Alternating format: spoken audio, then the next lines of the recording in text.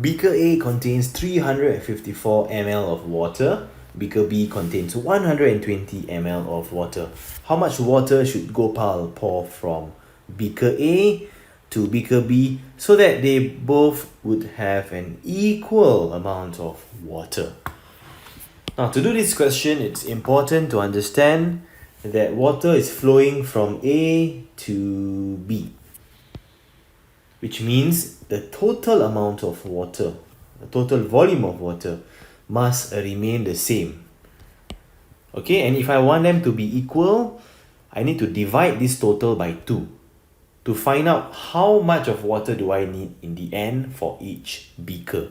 So first step, we will find the total volume of water.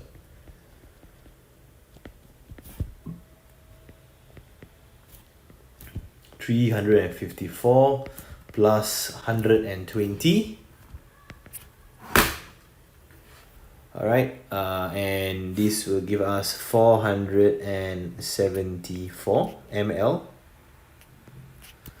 Okay, and out of this, if you want it to be equal in both beakers, then the volume in each beaker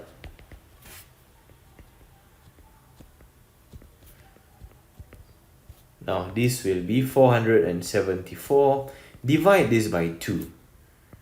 Okay, so this is actually a primary 4 problem sum, so you need to show your working. So 474 divide by 2, so you will get 2 here, times back you get 4, minus you get 0, 7 divided by 2 is a 3 times back to the 2 you get 6, and then you have 14 divided by 2 is 7 times 2 is 14, minus away you get 0 in the end. So 474 divided by 2 is actually 237 milliliters.